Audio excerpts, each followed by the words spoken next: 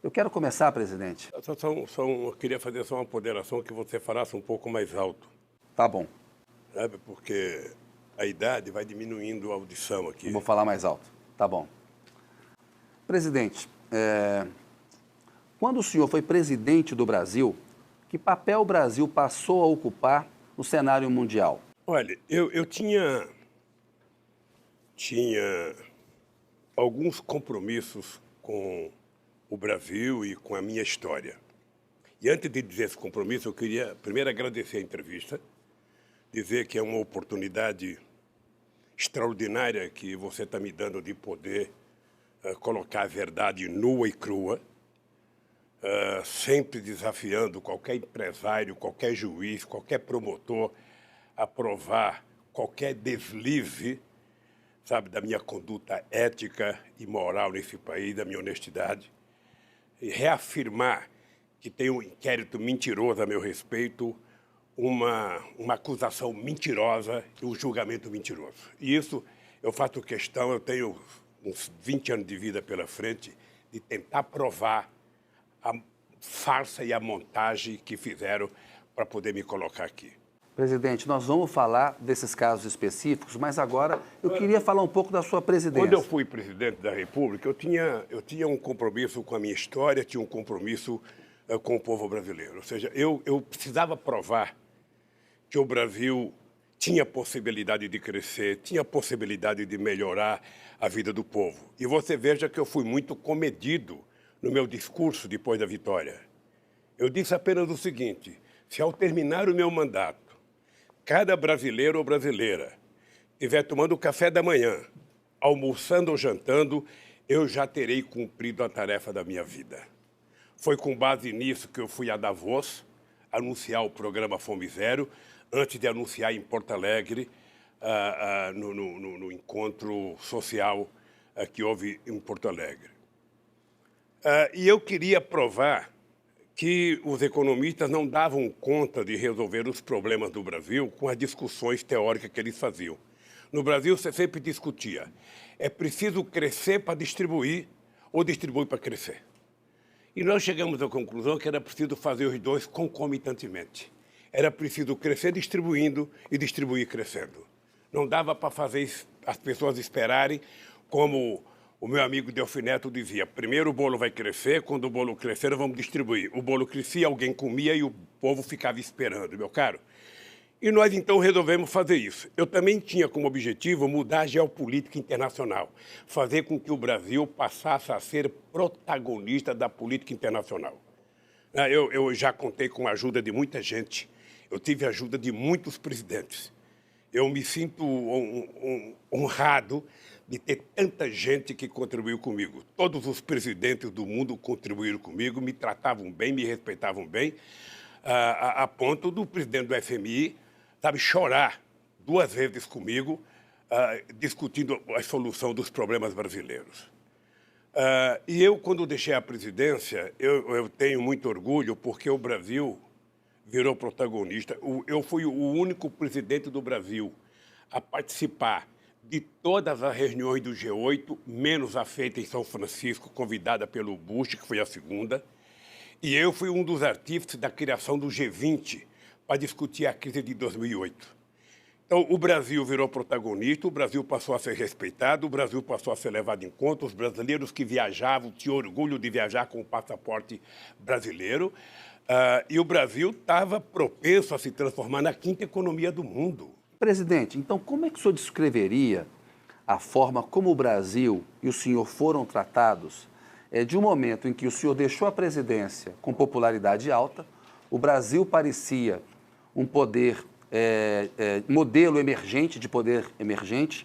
Vamos levar em conta uma coisa que eu digo para tentar fazer as pessoas entenderem o que aconteceu em 2014 com a Dilma, que é um pouco parecido do que aconteceu em 2009 com o Fernando Henrique Cardoso, com uma diferença. O Fernando Henrique Cardoso tinha o Temer na presidência da Câmara, tentando ajudar a aprovar as reformas, e a Dilma ganhou de presente o Eduardo Cunha, que trabalhava para não aprovar nada, para tentar fazer as chamadas, como é que fala? As propostas bombas. Pautas bombas. A pautas bombas. A Dilma mandava desonerar esse copo e vinha não apenas o copo, a garrafa, o bar, a esquina, a rua, ou seja, na verdade, trabalharam para prejudicar a presidenta Dilma. Essa foi a diferença básica. A segunda coisa, é importante lembrar que a Dilma, em 2012, tinha 75% de aprovação. Era a maior aprovação de um presidente naquela época, até mais do que eu, no final do seu primeiro mandato. Ora, então a Dilma, ela estava bem. Quando é que as coisas se desarranjaram? Eu acho que houve um descuido no trato da política externa, porque eu tratava com muito carinho. Eu sempre achava que política você não faz por e-mail, política você não faz por fax, política você não faz por Instagram, você não faz por Zap. Política é olho no olho. A Dilma subestimou, desprezou a política externa. Houve uma mudança. Obviamente que você não encontra um Celso Amorim em cada esquina do planeta Terra. O Celso Amorim, eu tinha ele, quando ele estava na ativa, como o mais importante ministro das Relações Exteriores do mundo. Eu sei o quanto o Celso era levado em conta. Eu sei o quanto o Celso era respeitado pela China, pela Rússia, pelos Estados Unidos. O Colin Powell, que era secretário de Estado americano, para escrever alguma coisa sobre a Venezuela, ligava para o Celso Amorim. Então, obviamente que a Dilma não teve o Celso Amorim, ela escolheu outro companheiro e não teve o mesmo resultado. E política externa significa você ganhar confiança, significa você conversar com as pessoas, significa você ter paciência, significa você ouvir. E eu fazia isso com prazer, porque eu sonhava estrategicamente ter o Brasil entre os principais países do mundo na decisão da geopolítica internacional. É por isso que nós criamos o BRICS, é por isso que nós criamos o IBAS, que era Brasil, África do Sul e China e Índia. A China queria entrar, a gente não deixava porque a China não era democrática. Presidente, por que aconteceu com o senhor e com o Brasil o que aconteceu? Olha, quando houve o impeachment da Dilma, o impeachment, eu diria, com base numa mentira deslavada, com base numa farsa montada, eu tinha certeza que o processo contra a Dilma era o início de um processo que teria que terminar em mim. Você deve ter conversado comigo algumas vezes e eu disse o seguinte: o impeachment não termina se não passar pelo Lula, porque eu não conseguia enxergar como é que tiro a Dilma para deixar o Lula voltar para a presidência do Brasil. E por que tinha que tirar o Lula? Olha, porque eu penso que no Brasil nós temos um problema, eu diria, psicológico coletivo na elite brasileira, que é não suportar a ascensão das camadas mais pobres do Brasil. Incomoda, é triste, mas incomoda os pobres estarem ocupando as praças que eram dos ricos, os pobres estarem frequentando os restaurantes, os pobres estarem viajando nos aviões que eles viajavam, os pobres estarem, ocupando um espaço de ascensão social que não estava previsto na elite brasileira desde o fim da escravidão. É importante lembrar, para a gente dizer o número correto, é que nesse período nós tínhamos tirado 36 milhões de pessoas da miséria absoluta e tínhamos elevado 42 milhões de brasileiros e brasileiras a um padrão de consumo de classe média baixa. Ou seja, as pessoas passaram a gostar de si mesmo, as pessoas passaram a estudar. Você acha que as meninas pobres do ProUni eram tratadas com deferência nas universidades? Não eram, não. Outras meninas, ao invés de ficarem orgulhosas de ter uma pobre na sua sala, às vezes tinham raiva. Você acha que as pessoas gostavam da gente financiar o FIES?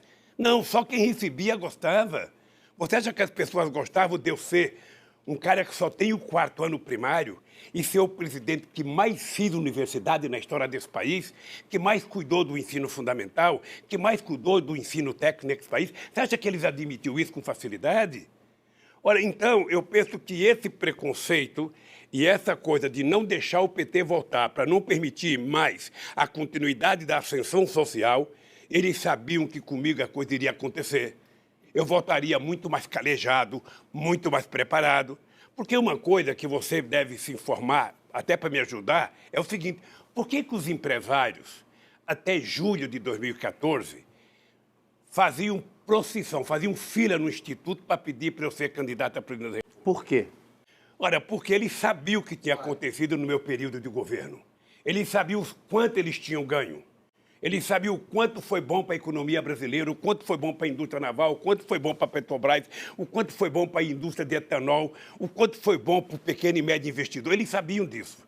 Aí depois que eu disse que não queria ser candidato, porque era um direito da Dilma ser candidato, essa gente bandeou, e não para o PT, essa gente bandeou para os tucanos. Foi um grande erro do senhor não ter sido candidato em 2014. Pode ter sido um erro meu, mas foi um erro em respeito ao direito da Dilma.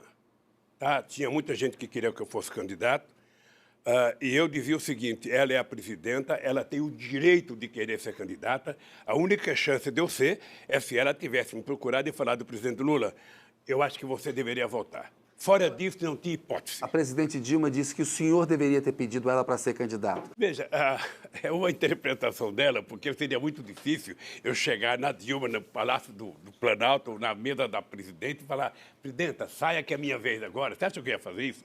Jamais. Eu aprendi a respeitar e achava que a Dilma tinha o direito de pleitear o segundo mandato. Presidente, eu queria falar do desenvolvimento da sua filosofia política, né? O senhor teve uma infância pobre, e antes de chegar ao poder, o senhor tinha preocupação com a questão da fome, de os brasileiros fazerem 3 refeições por dia.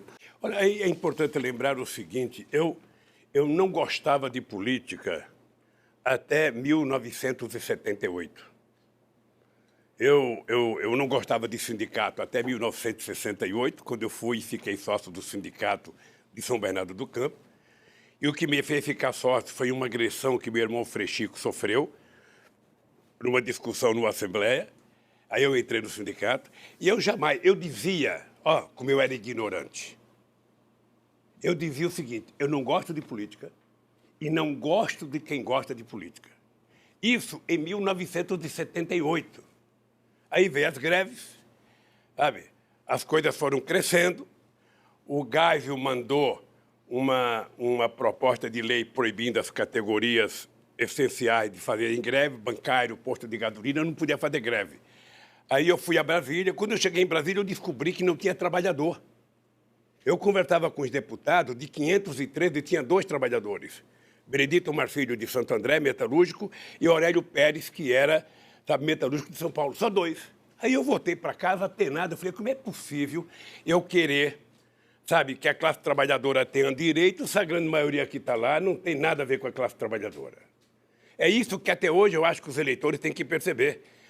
Se o eleitor se lembrar de quem ele votou na última eleição, ele vai perceber por que eles querem fazer a destruição da Previdência Social. Aí, veja que absurdo. Eu que em junho dizia que não gostava de política e não gostava de quem gostava de política, em setembro estava fazendo campanha para o Fernando Henrique Cardoso ser candidato ao Senado, porque tinha sublegenda e ele disputava com o Franco Montoro. E a gente achava o Fernando Henrique Cardoso mais progressista, tinha voltado recém, acho que do Chile ou da França, sei lá onde que ele morava. E aí um grupo de sindicalistas procurou o Fernando Henrique Cardoso, fomos apoiar ele e fizemos com que o doutor Maurício, que era nosso advogado de São Bernardo, fosse o suplente do Fernando Henrique Cardoso. Ele perdeu até para o Cláudio Lemos. Ele perdeu para o Montoro, mas o Cláudio Lemos foi o segundo. E aí o Fernando Henrique Cardoso ficou até assumir. Quando ele assumiu, que o Montoro foi eleito governador em 82, o Fernando Henrique Cardoso mudou de posição e o PT já existia. Aí o senhor viu que era importante fazer um partido político? Eu cheguei à conclusão de que se nós quiséssemos mudar a história do Brasil, nós tínhamos que criar um partido político. Criar um partido político em que a classe trabalhadora dirigisse esse partido político, em que a classe trabalhadora, junto com outras pessoas, fizessem o programa desse partido. E aí foi importante porque a gente juntou não apenas o que tinha de melhor no movimento sindical, a gente juntou o que tinha de melhor na esquerda brasileira, o que tinha de melhor na intelectualidade, o que tinha de melhor na igreja, progressiva, sobretudo com o pessoal da Teologia da Libertação. E a gente juntou muitos estudantes e o PT virou, o maior partido de esquerda da América Latina. E aí, presidente, o que aconteceu com o Brasil, falando em termos de união nacional, coesão nacional, e de mobilidade social durante o seu governo? Olha, eu duvido, eu não conheço que tenha tido na história do Brasil um governo mais plural do que o meu e mais participativo do ponto de vista da democracia. Eu tinha muitos ministros que não tinham nada a ver com o PT, muitos ministros, figuras importantes como o Celso Amorim não era do PT, Da elite. como Furlan não era do PT, Miguel Jorge não era do PT, Márcio Tomás Bastos não era do PT. Tinha muita gente importante que não era do PT e fora os outros nomes. Ou seja, o que eu tinha preocupação? Eu não tinha sido eleito para governar para o PT, eu tinha sido eleito para governar para a sociedade brasileira. É por isso que eu dizia, eu vou governar para todos, agora as pessoas têm que saber que no meu governo nós temos um olhar preferencial para os mais pobres. E aí, presidente, foi um erro ter feito um governo de conciliação com as elites? Eu não acho que eu fiz um governo de conciliação. Na verdade, O senhor disse que todo mundo ganhou. isso é bom. Só não pode todo mundo ganhar no jogo de futebol, porque aí um tem que ganhar ou no mínimo empata. Mas veja, eu tinha um país esfacelado. Vamos lembrar, quando eu cheguei na eleição, na presidência da República, o Brasil era desacreditado a nível internacional. O Malan, todo ano, ia pedir dinheiro para fazer o fechamento do caixa. O Brasil devia ao FMI. O Brasil não tinha dinheiro para financiar as suas exportações. E o Brasil tinha uma dívida com o FMI. O que nós fizemos? Nós reconquistamos a credibilidade. O Brasil saiu de 60 bilhões de exportação para 480 bilhões de exportação. Não é pouca coisa. Nós criamos uma série de instrumentos e fez o Brasil ir ganhando confiança, e crescendo, e crescendo, e crescendo, e crescendo. E eu tinha certeza que o Brasil só ia crescer quando mais da metade da população começasse a consumir. E aquela ideia minha de que muito dinheiro na mão de pouca gente é concentração de renda. E pouco dinheiro na mão de muitos é distribuição de renda. E hoje a miséria está crescendo no Brasil. Foi com essa filosofia que eu resolvi governar o Brasil. Ou seja, se cada pobre comer 2 pãezinhos, tomar 2 cafezinhos, sabe? Se cada comprar um sapato, uma camisa, uma calça, um tijolo a mais, a economia começa a funcionar. Eu não esqueço nunca quando eu tomei a decisão de fazer o puxadinho, financiar puxadinho. O cara construiu um banheirinho a mais, o cara construiu uma garagem a mais, o cara construiu um quarto a mais, que na filosofia de quem é ministro da Fazenda é impensável pensar política assim. Porque essa política não ensina em Harvard. Essa política não ensina na Unicamp. Essa política não ensina na USP. Essa política a gente aprende sobrevivendo no dia a dia. É um erro o Bolsonaro delegar tanto poder ao Paulo Guedes, à equipe econômica? Depois eu vou falar do erro do Bolsonaro. Eu queria só completar essa coisa da política pequena. Ou seja, na medida em que nós colocamos milhões de pessoas a participar do processo, com o programa Luz para Todos, as pessoas não falam, Kennedy, mas foram 4 milhões de ligações envolvendo quase 15 milhões de pessoas que passaram a comprar televisão, a comprar geladeira, a comprar liquidificador, a comprar bomba d'água, sabe? A comprar casa de farinha. O PAA, que era para financiar a agricultura familiar, financiar o cara que produzia, sabe? Eram milhões e milhões de pessoas trabalhando. O Mais Alimento, quando veio a crise, que diziam que era porque a China estava consumindo tudo, nós criamos o programa Mais Alimento para financiar máquinas e implementos agrícolas e trator de até 80 cavalos. Foi esse programa que salvou a indústria automotiva do Brasil em 2008 e 2009, meu caro. Então, a bancarização no Brasil, você sabe quantas pessoas tiveram acesso a banco no meu governo? 70 milhões de pessoas. Sabe o que significa 70 milhões de pessoas? Argentina e Colômbia junto no sistema financeiro brasileiro. É 1/3 da população. Você vê uma pessoa catadora de papel acabar de vender o papel e na Caixa Econômica Federal depositar o seu dinheiro. Para nós que temos conta bancária, eu não tenho agora porque o Moro bloqueou tudo, mas a pessoa sente um orgulho. Aquela conta bancária para aquela pessoa que depositou R$30 é de um orgulho. As pessoas choravam na porta da Caixa Econômica Federal. Então, o que ficou provado para mim? O que ficou provado para mim? Pobre não é problema. Pobre é solução quando você inclui ele e transforma ele em sujeito da história. Foi o que nós fizemos. Bem, Bolsonaro.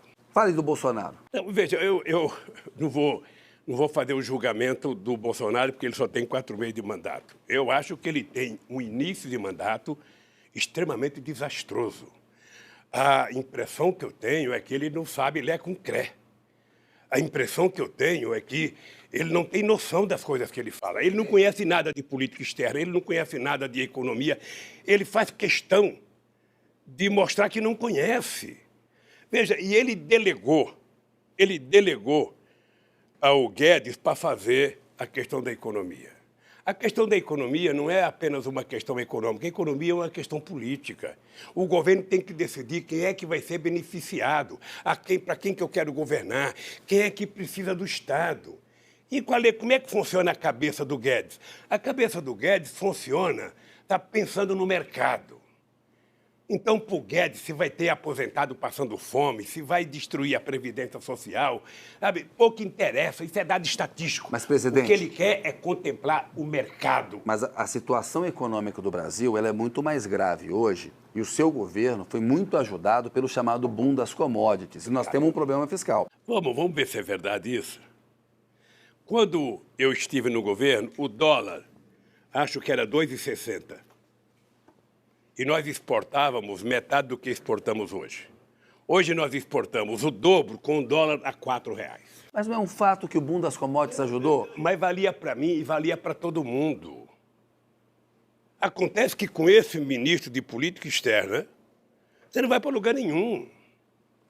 Sabe, porque, Kennedy, presta atenção numa coisa que você não vai ouvir numa aula de economia. Presta atenção numa coisa. Tem 2 formas de um país crescer. Uma é o mercado interno. Uma é você produzir para o consumo do seu povo. E a outra é você produzir para exportação. Para exportar, você tem uma dificuldade. Primeiro, você tem que ter competitividade, você tem que ter qualidade, você tem que ter preço. Tá? O Brasil tem pouca chance de competir com os chamados países industrializados, porque esse ano mesmo diminuíram 46% do dinheiro da ciência e tecnologia. Sem investimento em ciência e tecnologia, você não vira competitivo. Então, o que acontece? Você precisa fazer um esforço incomensurável para vender. Você está lembrado que eu dizia em 2002, o meu ministro da Indústria e Comércio era um mascate. Eu quero que ele faça como aqueles turcos que é na porta da casa da gente vender pano. Ou seja, tem que bater palma na porta de cada país, tem que convencer os países. Eu viajava, levava empresário para tudo quanto é lugar para vender. Vendia sapato, vendia roupa, vendia tudo. É assim, e é por isso que nós demos um crescimento extraordinário. É por isso que nós demos um crescimento. Agora, quando você tem um governo que começa a brigar com a China, que é o nosso maior parceiro comercial. Países árabes, Argentina. Atendendo aos interesses dos Estados Unidos. E os americanos por detrás ganham uma fatia do nosso mercado, vendendo 10 milhões de toneladas de soja para a China no nosso lugar. Quando a gente briga com o mundo árabe, quando a gente briga com o Mercosul, você vai vender para quem? Para os Estados Unidos? Os Estados Unidos não quer comprar soja do Brasil, não quer comprar milho do Brasil, não quer comprar carne do Brasil, porque eles produzem. E também não quer comprar produto manufaturado. É um erro essa política de alinhamento a Washington? Totalmente errado. O Brasil é um país grande. O Brasil precisa apenas aprender a se respeitar. O Brasil não tem que se alinhar nem a Washington, nem a Pequim, nem a Moscou, nem muito menos a Frankfurt. O Brasil tem que se apoiar, sabe, na sua soberania. O Brasil é um país que tem 210 milhões de habitantes, o país tem efetivamente, sabe, quase tudo o que precisa, tem um potencial intelectual extraordinário. O que o Brasil precisa é parar de ser mesquinho e tudo que você quer fazer para avançar a sociedade, aparece alguém para dizer, não pode, não tem dinheiro. Você sabe o que eu dizia para o meu pessoal? Gente, é o seguinte, vamos parar de discutir, sabe, que a gente não pode fazer as coisas e vamos discutir quanto custou ao Brasil não fazer as coisas na hora certa. Mas, presidente, hoje a relação entre a dívida pública e o PIB ela é muito alta. A tendência é crescer, porque a economia não cresce. Ora, como é que você diminui a dívida pública com relação ao PIB? É você crescendo. Na hora que você começa a crescer, você diminui a dívida. Na hora que você não investe e não cresce, a dívida aumenta. Agora, veja, quando o país tomou a decisão absurda de vender todo o patrimônio construído ao longo da história para resolver a dívida pública, o que vai acontecer? Daqui a alguns meses ou daqui a um ano, a gente não tem mais patrimônio e a dívida continua. Porque para resolver a dívida tem que a economia crescer, o povo precisa consumir, o povo precisa comprar e o Brasil precisa vender lá fora mais. E para vender lá fora tem que ter gente vendendo. Ninguém compra do Brasil porque fulano de tal é presidente. Você tem que ir atrás. O governo Bolsonaro é capaz de fazer isso? Olha, eu não gosto de fazer julgamento, mas eu não acredito, obviamente, que ele tem 4 anos de mandato pela frente, mas eu não acredito, porque eu penso que ele fez uma opção pela mediocridade. Presidente, eu quero voltar um pouquinho, tem muitas perguntas para fazer. O quanto o senhor acha que foi importante para o Brasil ter sido escolhido para sediar a Copa do Mundo e as Olimpíadas? O que isso significou? Vamos separar as duas coisas, porque as Olimpíadas nós brigamos para conquistar.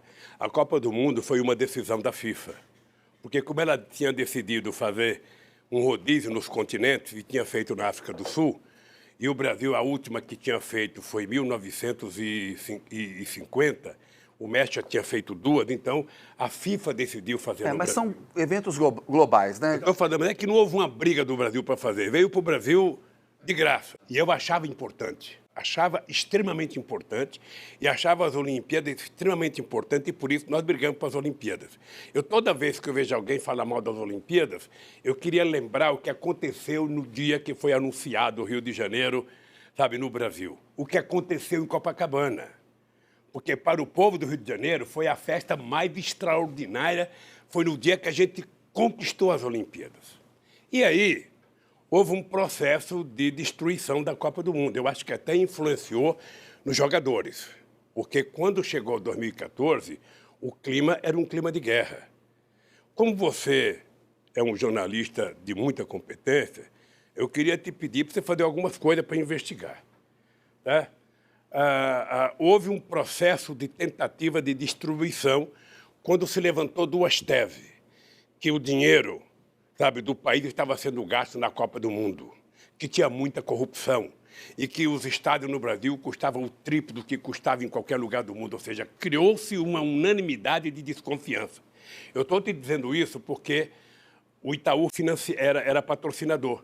Eu chamei o Roberto Setúbal e os diretores dele para conversar como é que eles estavam tratando a Copa do Mundo sem fazer a publicidade para convencer a sociedade a aceitar a Copa do Mundo. Chamei a Ambev para conversar, sabe? Estão destruindo a Copa do Mundo e vocês são patrocinador, vocês não fazem nada. Chamei o João Roberto Marinho para conversar sobre a Copa do Mundo. Você é a emissora que vai transmitir. O que vocês estão fazendo? Conversei com a Dilma, de que era preciso recuperar a Copa do Mundo, porque era só corrupção, só corrupção. Inventou-se a ideia do padrão FIFA, e tudo era padrão FIFA, padrão FIFA. Chamei uma pessoa que você deve conhecer, chamada Valmir Campelo. Era ministro do Tribunal de Contas da União. Ele foi designado pelo Tribunal de Contas para acompanhar todos os estádios da Copa do Mundo. E eu falei, Valmir, eu gostaria de saber o seguinte, tem corrupção em algum estádio? Tem um relatório final do Tribunal de Contas da União. Ele dizia, não tem. Não peguei corrupção em nenhum estádio. Teve um probleminha no Rio de Janeiro, que numa reunião com as empresas e com o governador foi resolvido. Isso é um dado do Tribunal de Contas da União. Presidente Lula, foram oportunidades perdidas? Eu acho que foi. Eu acho que foi. Sabe, você tem um evento como a Copa do Mundo, em que você poderia vender as coisas boas que esse país tinha, e você passou a vender desgraça nesse país, aquela cena da vaia da Dilma na abertura da Copa do Mundo, eu, sinceramente, jamais imaginei que setores da classe média, porque não era trabalhador, ali não tinha trabalhador na entrada da Copa do Mundo, até porque não podia pagar. Muitos eram chamados de coxinhas. Não, e eu acho que teve muito ingresso dado por empresa, sabe? Você veja, eu não fui convidado para a Copa do Mundo. Você acredita que eu não fui convidado para a Copa do Mundo?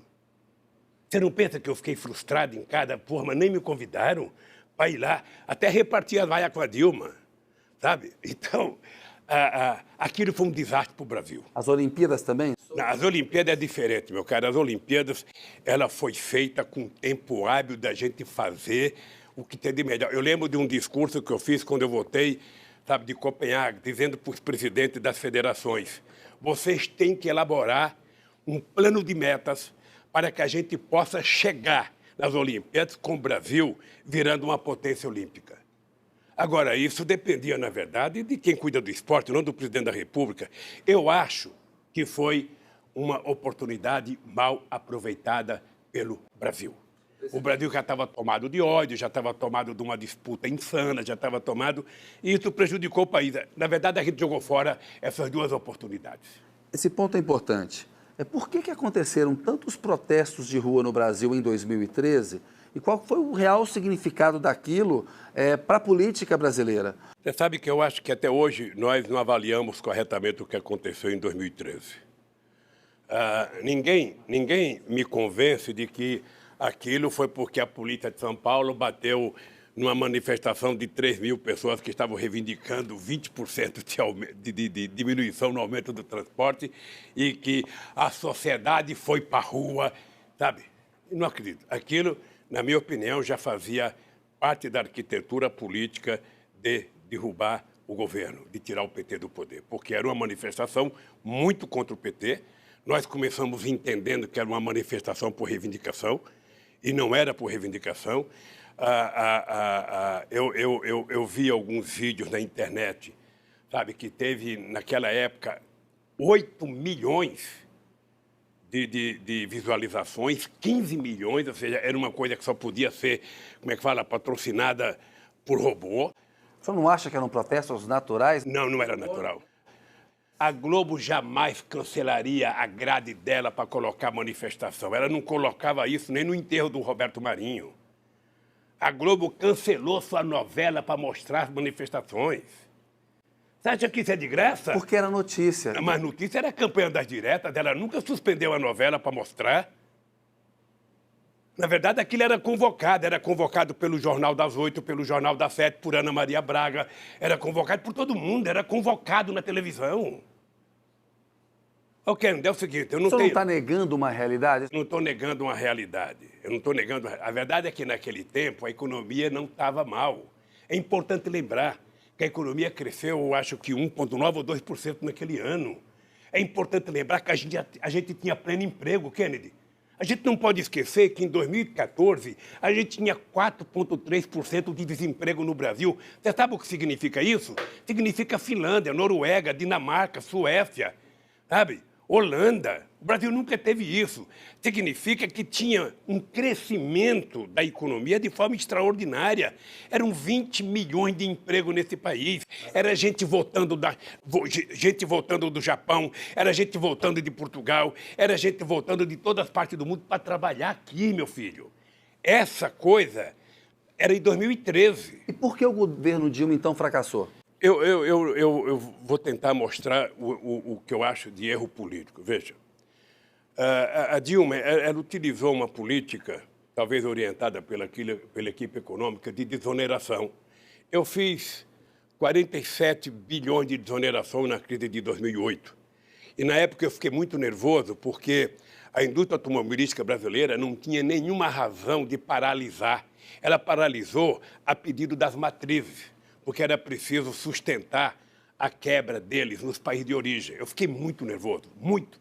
Inclusive, tive uma briga muito séria com alguns empresários da indústria automobilística.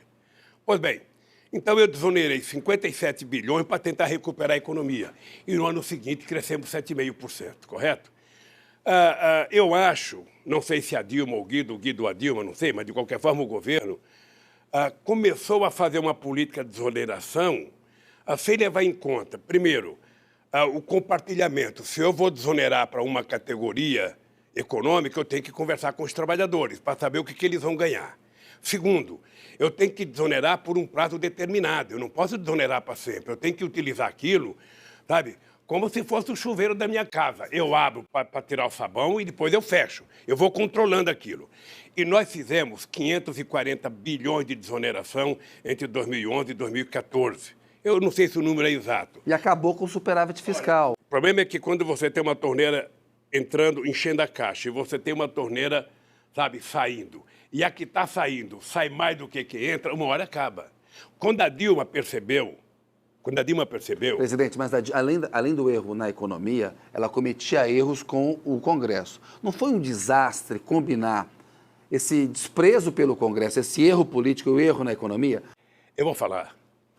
Foi ou não foi? Primeiro, foi um erro, presidente. Primeiro, deixa eu terminar só o erro econômico. Então, quando a Dilma descobriu isso, a Dilma fez uma medida provisória, mandou para o Senado para acabar com a desoneração. O que o Senado fez? Devolveu. Porque ela se relacionava mal com o Congresso. Eu comecei a entrevista mostrando a diferença entre o Temer na presidência da Câmara do Fernando Henrique Cardoso e o Eduardo Cunha na presidência da Câmara da Dilma. Tá? Eu gostava de fazer política. A Dilma certamente não tinha a paciência que eu tenho. Sabe? E talvez isso tenha sido... Eu senti isso quando começou o processo de impeachment, que eu fui conversar com deputados e senadores. Eu nunca vi tanta gente falar mal da Dilma, de uma pessoa como as pessoas falavam da Dilma. Sabe? Um negócio absurdo. E a Dilma estava recebendo como informações mentiras. As pessoas mentem para quem está no governo. E os deputados diziam para a Dilma, eu tenho tanto voto, nós temos tanto voto. Não tinha. Mas ela não ouvia as críticas, presidente. Eu conversei com o senhor tinha críticas à Dilma. Ela ouvia. Agora, não basta ouvir, é preciso você ouvir e mudar de comportamento. A Dilma é uma pessoa que eu tenho um apreço excepcional. Ela é de convicção muito forte. Ela, às vezes, acha, sabe, que o medo é que vai fazer as pessoas obedecerem. Uma vez eu falei para a Dilma, você tem que aprender a diferença entre um líder, sabe, e alguém que governa por medo. Ou seja, o cara que tem medo, ele não faz as coisas. O cara faz as coisas se ele tiver prazer. A arte de governar, eu nunca disse na minha vida. Você sabe com quem você está falando? Nunca falei. Não faz parte da minha vida. Eu, de vez em quando, brigava com meus ministros, porque eles iam ler o documento, eles falavam assim, o presidente Lula determinou. Falava, peraí, eu não determinei nada, eu pedi. Quem tem negócio de determinar para mostrar autoridade? Autoridade a gente conquista. E o carinho vale muito mais do que uma bronca. Sabe? E graças a Deus eu aprendi a fazer isso muito bem. A Dilma não tinha a mesma paciência que eu. Acho que nem sempre... Eu era contra, por exemplo, a Dilma levar o Padilha para o Ministério da Fazenda, para a área da Saúde. Eu era favorável que o Padilha ficasse na organização política, que não tinha ninguém melhor do que ela ali. O senhor indicou o Trabuco do Bradesco e a Dilma e o Mercadante optaram pelo Levi. Não, eu não indiquei, porque não passa mal a ideia que eu fui conversar com a Dilma. O senhor indicou? Depois da segunda eleição. O senhor sugeriu? Deixa eu dizer uma coisa para você. O senhor sugeriu ou não sugeriu? Deixa eu dizer, posso dizer? Por favor. Então, deixa eu dizer uma coisa para você. Quando a Dilma ganhou o segundo mandato, eu fiquei muito assustado, porque eu estava no dia da apuração no Palácio do Alvorada, assistindo a apuração. E quando terminou a apuração, que deu a vitória da Dilma, eu senti no olhar da Dilma, no semblante da Dilma, e eu não sei se eu posso falar isso aqui, mas é o que eu sinto. Eu senti que a Dilma não estava satisfeita por ter ganho. Eu lembro que ela estava olhando para fora, olhando para o infinito. Eu encostei, ela falou assim para mim, presidente, eu nunca mais participo de um debate. E é engraçado, porque intelectualmente a Dilma conhecia o Brasil na palma da mão. Conhecia o Brasil na palma da mão. Portanto, a Dilma não tinha que ter medo, ela não tinha que ler nada. Ela praticamente escrevia um livro cada debate. Mas ela não era uma boa política, então, presidente? Eu fui convidado para ir ao Palácio do Torto, aí a Chácara do Torto, conversar com ela sobre o governo. E eu fui dizer para ela o que eu estava pensando que ela deveria fazer. Eu fui dizer para ela que ela deveria renovar o governo antes do final do ano, não deveria esperar. Eu fui dizer para ela que seria importante que ela colocasse pessoas que conversassem melhor com o Congresso Nacional. Sabe? Não posso ficar citando nomes, mas um nome que eu sugeri para ela era que o Jacques Wagner fosse para a Casa Civil, porque o Jacques Wagner é todo cheio de jogo de cintura. Trabuco na Fazenda. Eu fui conversar com ela porque o Trabuco tinha sido o cara que mais defendia o governo dela. Tem vários discursos do Trabuco defendendo ela. Ela disse que ia conversar com o Trabuco, que ela ia não sei para onde, na volta ia passar e ia conversar com o Trabuco. Aí, de repente, ela volta e eu vejo pelo jornal que ela chamou o Levi. Ela não me comunicou que tinha chamado o Levi. Ou seja, realmente, eu sabia o que ela pensava do Levi, porque o Levi trabalhava no Ministério da Fazenda, e eu não entendi ela chamar o Levi. Eu não entendi. Você se decepcionou? Não, ele não iria para o meu governo, mas ela chamou, deve ter alguma razão. Porque no regime presidencialista, as pessoas... Sabe, espero que esteja certo. Eu acho que não deu certo, ele não respeitava ela. As informações que eu tenho do governo é que ele era sarcástico na relação com ela. E uma pessoa cheia de autoafirmação como a Dilma, na hora que, sabe, o carro começa a derrapar, nem sempre tem a tranquilidade de parar e falar, peraí, vamos parar, vamos ouvir, vamos conversar. Eu, por exemplo, nas minhas reuniões presidenciais, eu nunca comecei uma reunião falando. Eu convocava a reunião, sentava lá 10, 12 pessoas em volta da mesa, eu dizia, o problema é esse. Aberta a palavra, fala Kennedy. E falava todo mundo, quando todo mundo falava, aí eu falava. Sabe, se você é o presidente e você começa falando, você não deixa mais ninguém falar, acabou. Ninguém vai falar para contrariar o presidente da República. Então, tem estilos diferenciados. Eu, às vezes, lamento de não ter sido mais incisivo com a Dilma para fazer algumas coisas, mas é que quem está de fora também tem que ter muito cuidado, porque eu, na verdade, sabe, fiz questão, e a Dilma é testemunha disso, de deixar a Dilma governar do jeito que ela queria, como ela queria, e levar as pessoas que ela queria para o governo. Presidente, para muitos brasileiros, a corrupção é o maior problema do país. O senhor presidiu o Brasil durante 8 anos, tem uma carreira política. Qual que é o peso real da corrupção para impedir o progresso do Brasil? Eu acho que a corrupção tem um peso, mas não é o peso a ponto de atrapalhar o crescimento da economia no Brasil. Sabe, o que atrapalha o crescimento da economia do Brasil é que o Brasil nunca pensou efetivamente em se desenvolver. O Brasil se contentou em ser o que é, um país para 35 milhões e o restante que seja número estatístico. É importante lembrar, no meu governo foi o único momento em que a gente resolveu governar o Brasil para 100% do povo brasileiro. É importante lembrar que todos os instrumentos de combate à corrupção nesse país foi feito nos 8 anos e nos 4 anos da Dilma. Tudo que nós fizemos. Até a lei da transparência, que você, como jornalista, deve ter ficado muito satisfeito porque você tinha acesso a qualquer coisa, agora acabou. Imagina se no meu governo o Queiroz estaria desaparecido. Imagina. Eu não vejo a imprensa cobrar o Queiroz mais. Mas o que tem que ser cobrado do Queiroz? Não, cobrado do Queiroz não, ele tem que prestar julgamento, ele foi denunciado. Ele foi acusado. O que eu quero é que esse cidadão seja investigado. O senhor falou que há 2 pesos e 2 medidas em relação ao Queiroz, que é suspeito, né, de montar um esquema ali no qual o filho do presidente Jair Bolsonaro ficaria com parte de salários de deputados. Veja, eu primeiro não digo antecipadamente que o Queiroz é culpado. Tá? O que eu quero dizer, a diferença é o seguinte, é que eu, ex-presidente da República, sofri uma coerção. A Polícia Federal foi na minha casa, entrou na minha casa, levantou o meu colchão, abriu minha televisão, abriu o fogão para investigar a minha casa, tá? Sem nenhum critério. Eu nunca tinha sido convidado para prestar um depoimento. E quando acontece com o Queiroz, ele primeiro se recusa a ir. Depois faz por escrito um depoimento.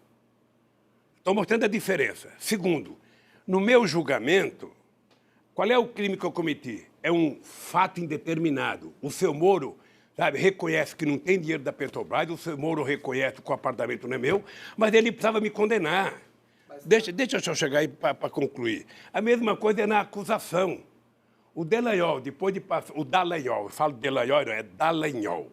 Depois de ele fazer 1h30 de hipocrisia, sabe, para a mídia brasileira, ele fala, não me peçam provas. Eu só tenho convicção. E por conta disso eu estou aqui, meu filho. A acusação do apartamento é a seguinte, que o senhor foi julgado culpado de aceitar 3,7 milhões de reais em propinas, o que dá US$ 1.200.000, na forma de melhorias de um apartamento que estava sendo construído pela Petrobras e que o juiz Moro diz que é do senhor, que supostamente é do senhor, o senhor nega isso. O senhor aceita a culpa nesse caso? Olha, se ele tivesse dito que o apartamento era meu, quem sabe eu até tivesse um outro comportamento. Acontece que depois de fazer a investigação, ele descobriu algumas coisas.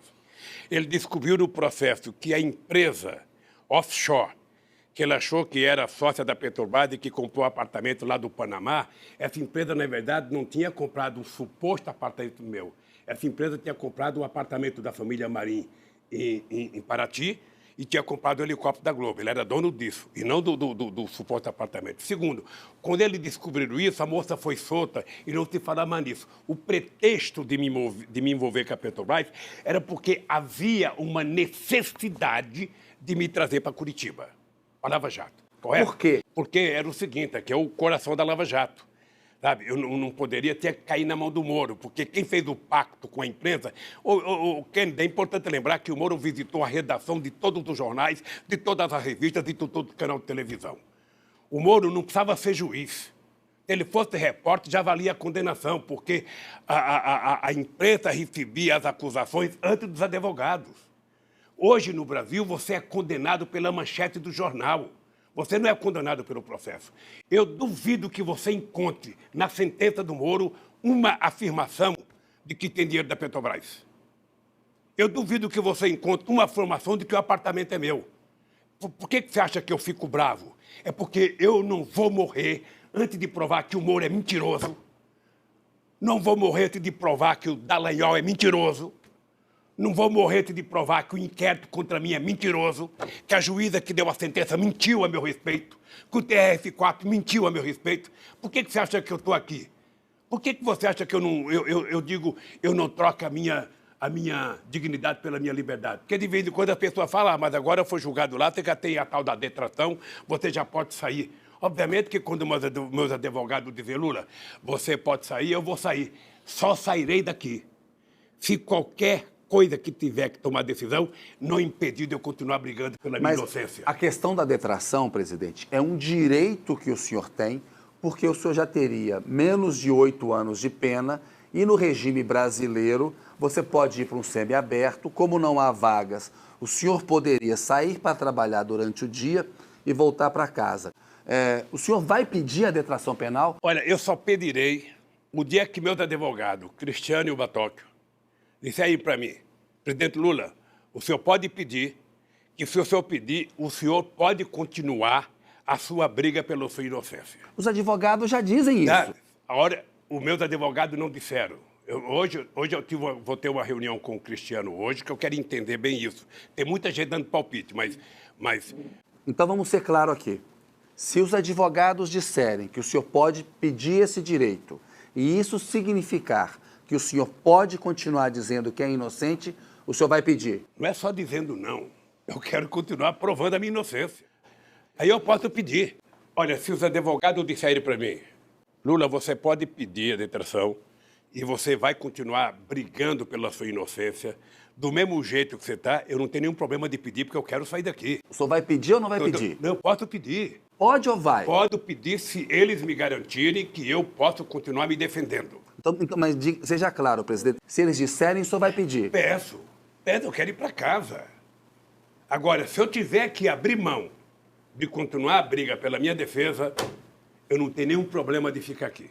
O senhor falou do juiz Sérgio Moro, nós fizemos um documentário, What Happened to Brazil, que em português se chama Brasil em Transe. E o Moro nos respondeu, até agradeço a carta que o senhor nos enviou por meio do seu advogado Cristiano Zanin, porque nós tentamos entrevistar o senhor. Essa entrevista era para ter sido feita há muito tempo. E estamos fazendo até hoje, que é no dia da liberdade de imprensa. O juiz Sérgio Moro disse ao documentário, presidente, o ex-presidente Lula foi condenado por ser o mentor do escândalo da Petrobras. Cerca de 2 bilhões de dólares foram pagos em propinas, usando contratos da Petrobras durante a sua presidência. O apartamento faz parte de propinas que foram direcionadas para o seu benefício pessoal.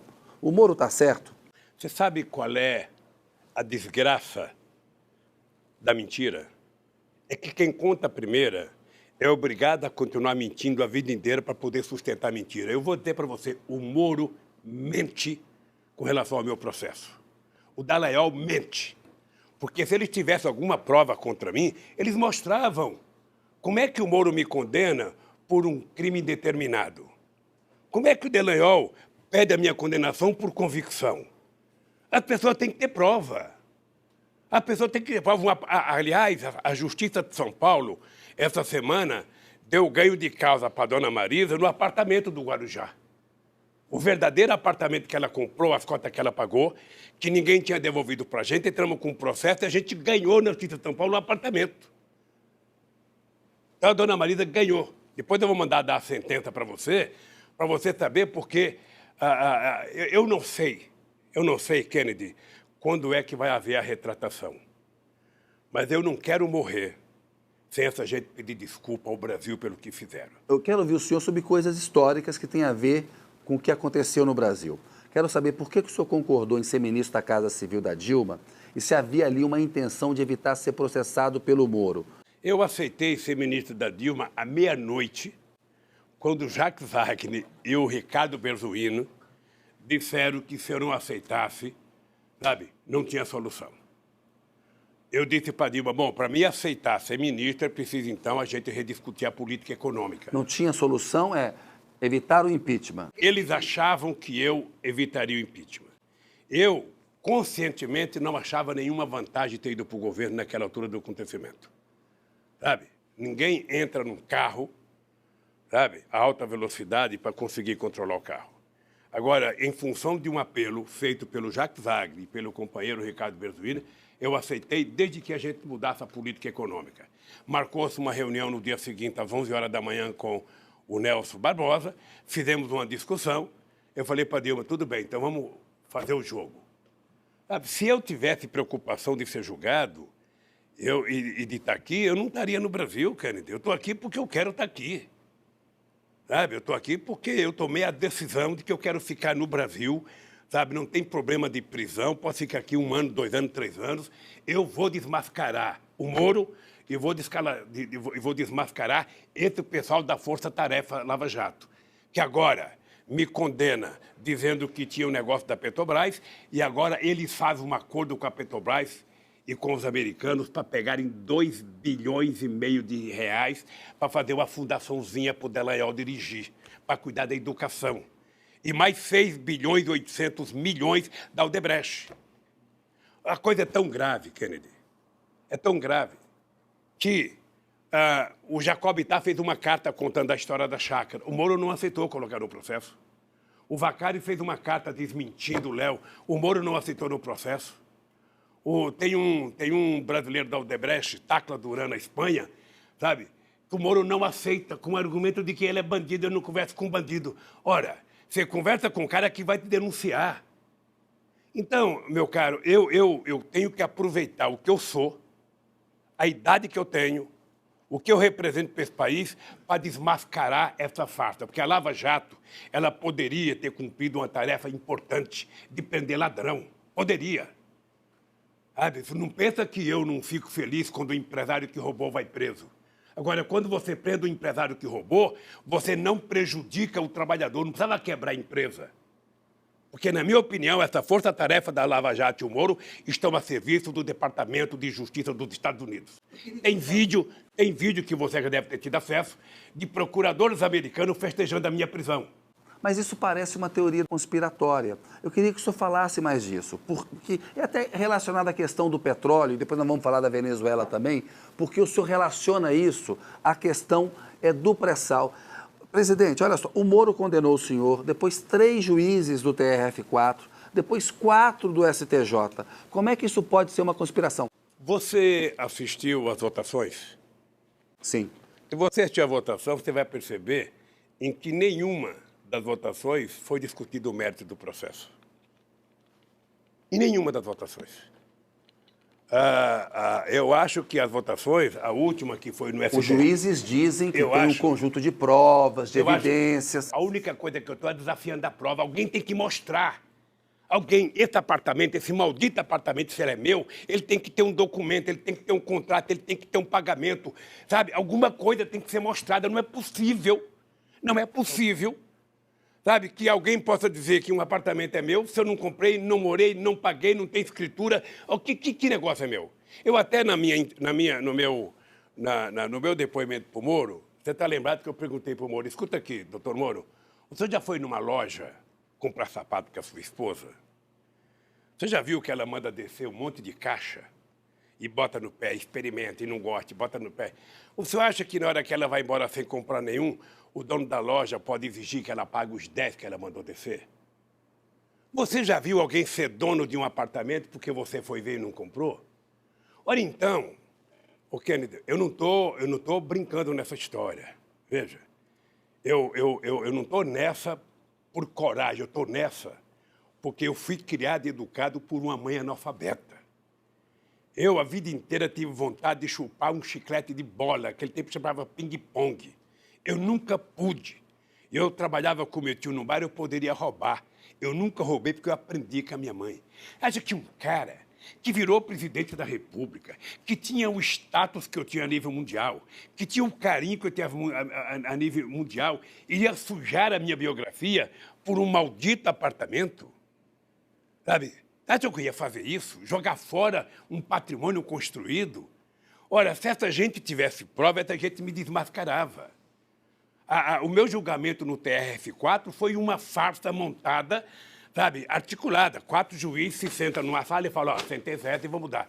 Agora mesmo no STJ. Até a multa é a mesma. É o seguinte, meu caro, quando o comandante do Exército, antes das eleições, vai dizer que o Lula não pode ser liberado, quando a Rede Globo de televisão faz mais de 100 horas de Jornal Nacional contra o Lula, e todo mundo sabe a pressão que é feita a cada próximo de julgamento, todo mundo com medo. Sabe, então, meu caro, é o seguinte, eu vou brigar pela minha justiça e quero a minha absolvição. A única coisa que me interessa não é ficar em casa. A única coisa que me interessa é a minha inocência. E eu vou brigar por ela até os últimos dias da minha vida. Como que o senhor reagiu quando o senhor soube, teve ciência daquele vazamento, daquele grampo, daquela conversa entre o senhor e a então presidente Dilma? Foi muito engraçado, porque eu acho que quando houve aquele vazamento, ali ficou claro que algo de anormal estava acontecendo no país. E naquele momento, a Lava Jato tinha aprisionado, sabe, o Congresso Nacional, a Câmara, o Senado e as Cortes Superiores. Estava todo mundo com medo. Tá? Porque não é possível que não haja um paradeiro. O Dallagnol, ele ameaçou fazer greve de fome contra a Câmara, ele ameaçou fazer greve de fome contra o Senado, ele ameaçou o procurador da época, o Janot. Mas a sua reação ao grampo? A minha reação ao grampo foi que o Brasil estava fora de controle. O Brasil não tinha mais autoridade. Tá? Porque um juiz de primeira instância fazer todos os desatinos que o Collor fez e a sustentação que ele tinha... Que o Collor fez, não?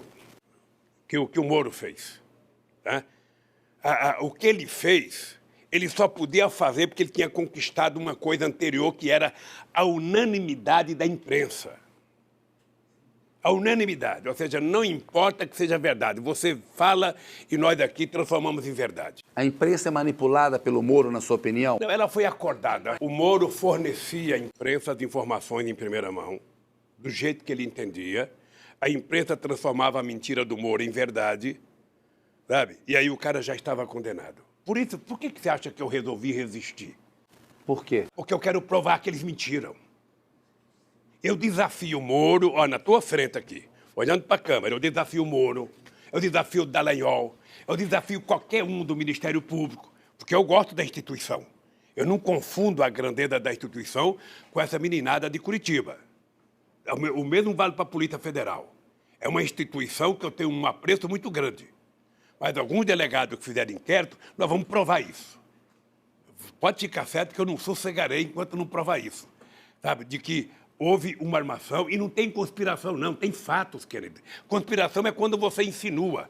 Mas quando você mostra o Dallagnol indo na Caixa Econômica registrar uma conta de 2,5 bilhões, sabe? Não é mais conspiração, é um dado concreto. Ele é que tem que se explicar.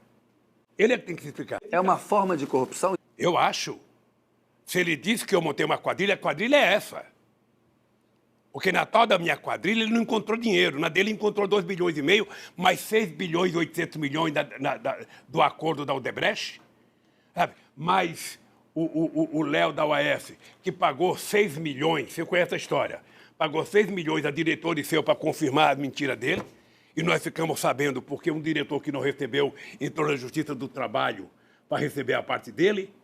Ora, então, meu caro, então, Kennedy, O senhor acha se eu não aproveitar o que eu sou nesse país para tentar colocar a casa em ordem, porque esse país só vai melhorar quando a casa estiver em ordem, quando as pessoas estiverem se respeitando, quando as instituições estiverem funcionando. E aí, presidente, por que o senhor tentou concorrer à presidência em 2018 e qual foi o tamanho do golpe que o senhor sentiu quando o senhor foi impedido de concorrer? Eu tinha segurança de todos os advogados que cuidam da questão eleitoral, de que era humanamente impossível, pela legislação em vigor, eu ser proibido de ser candidato. O máximo que poderia acontecer era eu ser candidato sob júdice. Muitos ministros da Suprema Corte disseram, off the records, que o senhor não seria candidato, por causa da lei da ficha limpa que o senhor assinou. Todos advogados, todos, sem distinção, diziam que eu seria candidato. E para mim seria impugnado só depois das eleições. E eu tinha certeza que eu ia ganhar as eleições. Era humanamente impossível não ganhar as eleições. Obviamente que eu fiquei surpreso com o voto, sabe, do Barroso. Aquela invenção de última hora dele, até contra o Fachin, que naquela hora quis mostrar que estava democrático ali. Então ali, quando eu tive que fazer a carta indicando o Haddad como candidato, eu percebi, sabe, que eu tinha perdido aquele assalto na luta de boxe. Para a história, é verdade que o senhor resistiu a assinar aquela carta, passou um tempão não querendo assinar? Não, a carta eu fiz sozinho aqui na prisão. Eu até fiquei fazendo uma brincadeira, dizendo que aquilo era como se eu tivesse, sabe, fosse uma mulher dando a luz e não tivesse ninguém para me ajudar a fazer o parto, sabe? Porque eu tinha que assinar aquela carta. Foi uma carta, de um lado, eu tinha certeza que o Haddad faria uma bela campanha, tenho muita confiança no Haddad, acho o Haddad um quadro extraordinário para o Brasil, mas eu achei que eu estava saindo do jogo, porque eu trabalhava com a ideia que a campanha era uma grande oportunidade, sabe, de eu poder me defender e de poder mostrar quem era Moro, quem era Dallagnol. Eu tinha necessidade de mostrar. Falando de Moro e Dallagnol, presidente, é importante que o senhor responda a essas questões. Tem 8 acusações contra o senhor. Incluem lavagem de dinheiro, tráfico de influência. O senhor nega essas acusações, diz que não tem enriquecimento pessoal. Agora, não é um fato que a Lava Jato mostrou uma corrupção endêmica entre a política e entre os empresários e que o senhor não fez o suficiente para combater isso? Kennedy, eu acho que várias operações que a Polícia Federal fez, já no meu período de governo, era tudo incentivada pelo meu governo, pelo Márcio Tomás Batti e depois pelo Tarso Genro.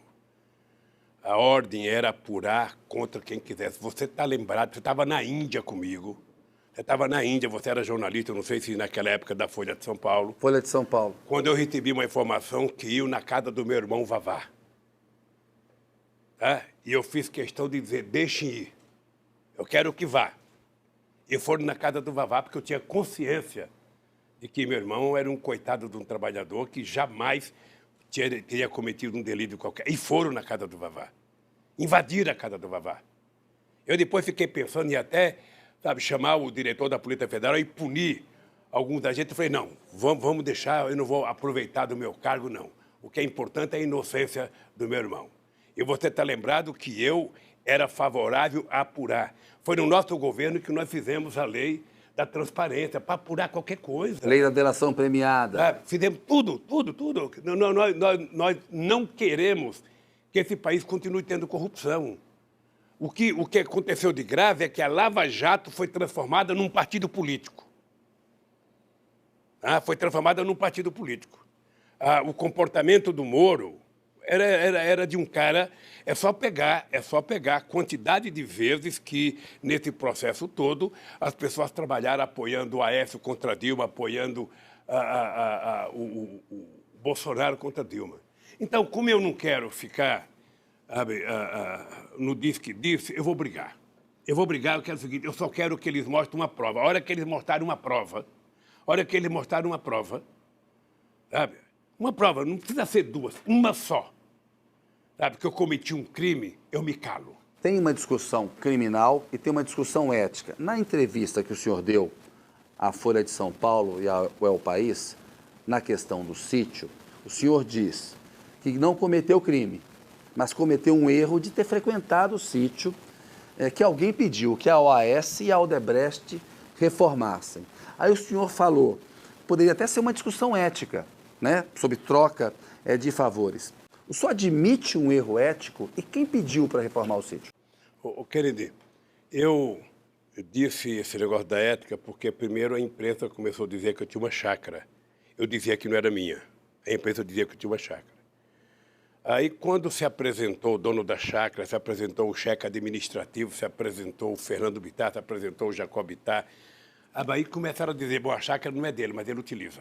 Então, eu comecei a ser condenado por ele utilizou.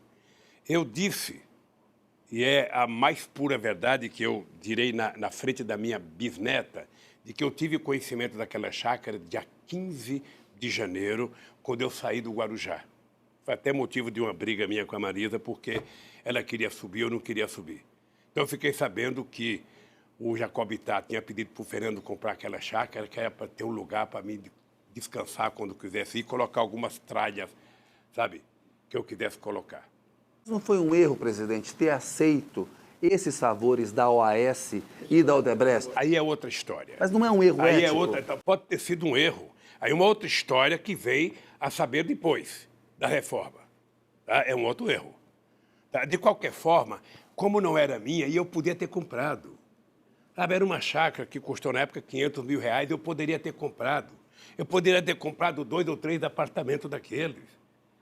Você percebe? Então, o que eu quero provar é que, até agora, nenhum inquérito meu, nenhum, e talvez apareça mais, eu duvido, cobro da Polícia Federal, cobro do Ministério Público, cobro, aprovar um indício de alguma coisa. Eu tenho que ter $1 numa conta minha, eu tenho que ter uma conta no banco, eu tenho que ter um cheque, eu tenho que ter alguma coisa. Não dá para ser a delação de um picareta qualquer. Sabe? Porque só delata quem roubou. E só delata porque quer benefício. Mas a questão ética não decepciona o cidadão comum? Então, por exemplo, no documentário, o Eduardo Lisboa fala, eu votei no Lula em 2002, ele faria um grande governo, mas depois apareceu tudo aquilo e eu me decepcionei. Eu não sei quem é o Eduardo Lisboa. Está no documentário. Mas quero agradecer pelo fato de ele ter votado em mim.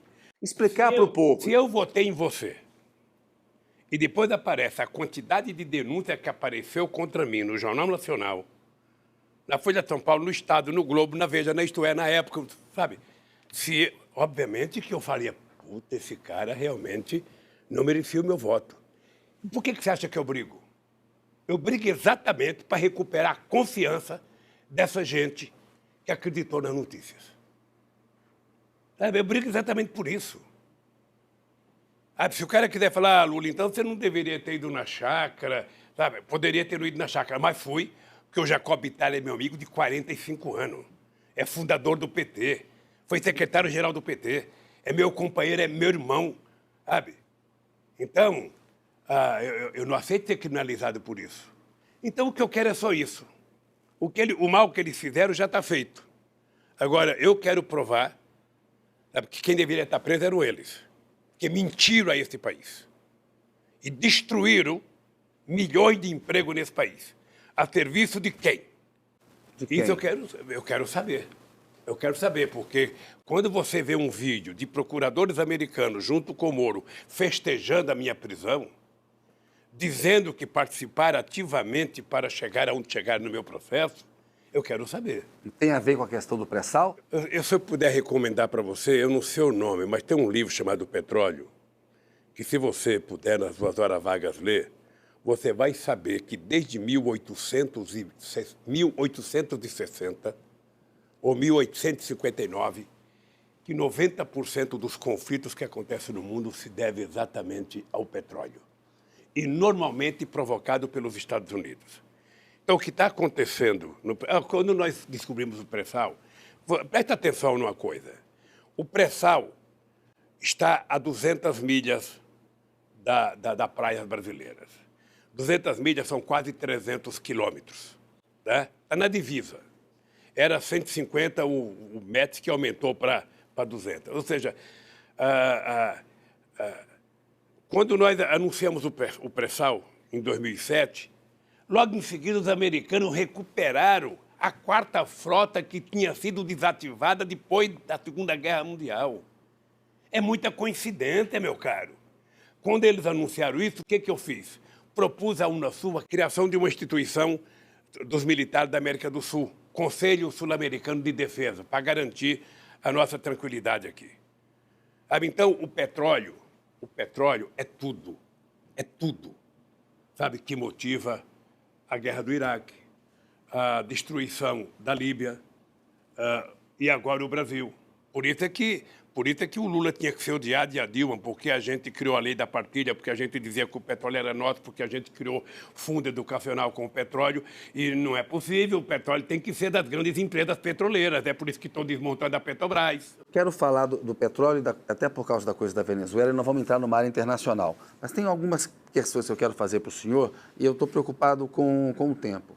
Uma é a questão da cobrança da autocrítica ao PT. Por quê? Tem uma derrota eleitoral importante. Segmentos que votavam no PT deixaram de votar e há uma cobrança, porque tudo que se descobriu na Petrobras tem uma corrupção endêmica mesmo. Aconteceram casos de corrupção ali. Não cabe uma autocrítica, presidente, sobre o que aconteceu? A única coisa que eu estranho é a obsessão, nesses últimos anos, de cobrar do PT uma autocrítica. E de não cobrar do PT, sabe, as políticas extraordinárias que nós fizemos nesse país. Eu nunca vi ninguém cobrar autocrítica do Fernando Henrique Cardoso. Eu nunca vi ninguém cobrar autocrítica do comportamento de setores da imprensa. Sabe, é o seguinte, o PT faz autocrítica todo santo dia. O PT Qual? Faz Qual é uma autocrítica importante na questão da corrupção? Veja, por que o PT faz autocrítica, querido? Porque quem tem que fazer críticas ao PT é a oposição. Eu, às vezes, acho que as pessoas cobram a autocrítica do PT porque não tem crítica. Então, as pessoas querem que o PT diga quais são os seus defeitos. O PT tem muitos defeitos. O PT é um partido construído de seres humanos que erram, que acertam. Mas as nossas virtudes são infinitamente maiores. Olha, como é que o Lula pode fazer autocrítica da indicação de diretor da Petrobras para o Conselho indicar? Como é que pode? Como é que o Fernando Henrique Cardoso indica, como é que o Bolsonaro indica, como é que todo mundo indica as pessoas? Olha, quem é que denunciou que o Paulo Roberto era ladrão uma vez na vida? Nem a Polícia Federal, nem o Ministério Público, nem a imprensa, nem o Sindicato dos Trabalhadores, nem o Conselho da Petrobras. Olha, por que eu vou fazer autocrítica? Olha, se eu voltasse, eu vou fazer autocrítica porque indiquei ministro da Suprema Corte? Eu não indiquei para mim, indiquei para a Suprema Corte. Então, veja, eu tenho autocrítica a fazer. Eu acho que eu poderia ter feito mais pelos pobres e não fiz. Eu poderia ter feito mais investimento e não fiz. Mas eu quero que as pessoas reconheçam quem é que investiu mais em ciência e tecnologia, mais em educação primária, mais em educação fundamental, mais em ensino técnico, mais em universidade, mais em ciência e tecnologia. Quem é que investiu mais nos pobres nesse país? Quem é que levantou a moral desse país? Essas coisas que eu quero discutir. Agora eu fico cobrando do PT, dando autocrítica, e eu não vejo cobrar dos outros. Alguém, por exemplo, já cobrou autocrítica da história desse país? Então, é o seguinte, olha, nós temos defeitos. Temos defeito. E se tem um governo que foi atacado, sabe, quantos jornalistas você pensa que tem com a tua seriedade no país? Tem poucos, Kennedy. pessoas que têm coragem de falar bem quando é obrigado a falar bem, quando tem necessidade, e é capaz de criticar. Sabe, na hora que tem que criticar. Quantos tem, Kennedy? Esse país virou um país... Há vários jornalistas. Tem você, tem Jânio de Freitas. Você conta nos dedos. Nessa mão aqui que só tem 4. Sabe? Você vai contando nos dedos os caras que escrevem. Sabe, com seriedade. Então, Kennedy, é o seguinte, olha, o PT perdeu as eleições. Eu lamento que não tenha sido o PT que perdeu, tenha sido o povo brasileiro que perdeu. O Collor teve 39% dos votos do total desse país. 57% dos válidos, correto? Então, tem 61% das pessoas que não votaram. As pessoas se dirigiram à urna, sabe, em outubro, com ódio, demolida por um antipetismo, sabe, a ponto de pessoas acreditar que o Lula era comunista, que não sei quem era comunista, ou seja, é uma doença mental grave que foi tomada de algum... Era uma situação difícil. E o senhor respondeu para o documentário que se o senhor tivesse sido candidato, o Bolsonaro não seria presidente hoje. Por quê? Eu teria ganho no primeiro turno. Você sabe por quê? Porque eu tenho uma relação com a sociedade que é muito mais uma relação da sociedade comigo do que do Lula para ela. Ou seja, eu sei o que eu fiz nesse país. Eu sei o que aconteceu nesse país. Se tem uma pessoa que tem os números na cabeça, eu tenho. Eu lembro que quando eu ia fazer um debate, eu ficava citando até a quantidade de poste que se ia colocado no Luz para Toda, a quantidade de fios, a quantidade de vezes que dava para enrolar a lua. Sabe? Eu tinha noção das coisas que eu tinha feito, eu tinha noção da alegria de um cara entrar numa universidade pelo ProUni. Eu tinha noção disso. Sabe? Então, eu tinha certeza que eu ganharia as eleições. Tinha certeza. Agora, eu não vou ficar chorando leite derramado, correto? Eu agora quero trabalhar para recuperar o prestígio do PT, para recuperar o prestígio da esquerda, para limpar o meu nome e para mostrar, na verdade, quem é, sabe, que cometeu crime nesse país. Vou correr agora um pouquinho na entrevista com o senhor aqui, queria a sua ajuda.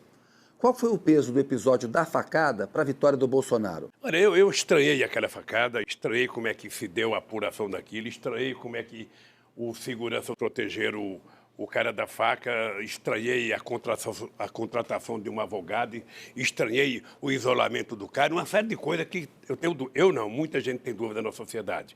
E a facada, se foi uma coisa perigosa para o Collor, para o Bolsonaro, a verdade é que a facada o protegeu de mostrar quem ele é, na verdade, se ele tivesse participado dos debates. E quem ele é, na verdade? Aí a canalice nesse país.